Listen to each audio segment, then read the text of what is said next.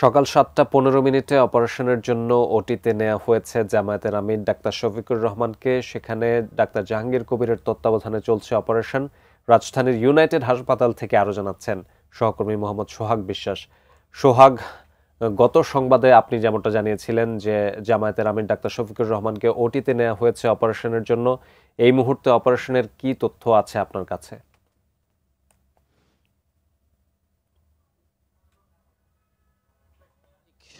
সকাল ৭টা ১৫ জামায়াত ইসলামের আমির ডাক্তার শফিকুর রহমানের ওপেন হার্ট সার্জারি শুরু হয়েছে।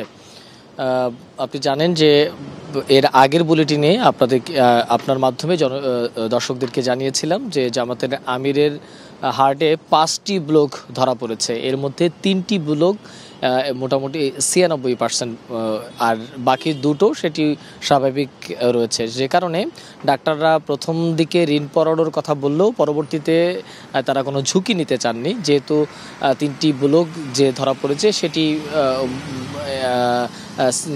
সেই ব্লকগুলোর অবস্থা খুব একটা ভালো না। এই কারণে তারা ওপেন হার্ট সার্জারির পরামর্শ দেয় এবং এই ওপেন হার্ট সার্জারির পরামর্শটি দেয়া হয়েছিল বিদেশে গিয়ে তাকে চিকিৎসা নেওয়ার কথা বলা হয়েছিল। কিন্তু জামায়াতের আমির তিনি পরিবার এবং দল দুটিকেই স্পষ্ট করে জানিয়ে দিয়েছেন যে তিনি দেশে চিকিৎসা নেবেন, দেশে কার্ডিওলজির চিকিৎসা অনেক ভালো হয় এবং তিনি একটি দলের প্রধান।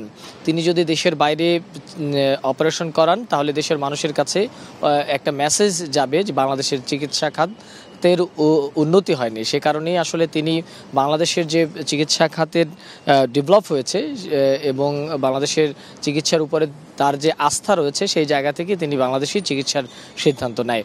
এবং গতকালকে জামায়াত ইসলামের যে সেক্রেটারি জেনারেল মিয়া গোলাম পরোয়ার তিনি সংবাদ ব্রিফিংয়ে আমাদেরকে জানিয়েছিলেন আজকে সকালে তার ওপেন হার্ট সার্জারি হবে এবং এটি হবে রাজধানীর একটি বেসরকারি হাসপাতালে ডাক্তার জাহাঙ্গীর কবিরের তত্ত্বাবধানে। এরপরই আজকে সকালে যখন আমরা এখানে আসি, সকালে আসার পরে জামাতের যে মিডিয়া সেলের প্রধান এহসানুল হক জুবায়ের, তার সাথে আমরা কথা বলেছি।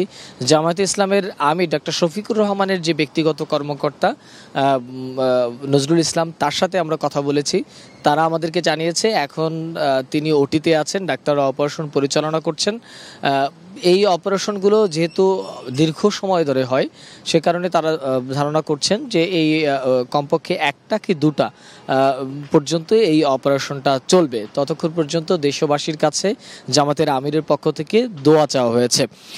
তারিখ আমি যদি একটু পিছনের কথা আপনাকে বলি যে গত 19 জুলাই রাজধানীর সোহরাওয়ার্দী উদ্যানে জামাতে ইসলামের একটি জাতীয় সমাবেশ ছিল।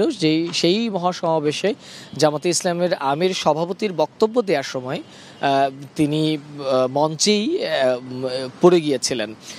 আবারও দ্বিতীয়বার উঠে তিনি যখন বক্তব্য দেওয়া শুরু করেন তারপরে আবার দ্বিতীয়বার তিনি ডাইস থেকে পড়ে যান।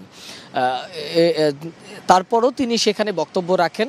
এরপরে ইবনে সিনা হাসপাতালে তাকে প্রাথমিকভাবে ডাক্তার দেখানো হয়।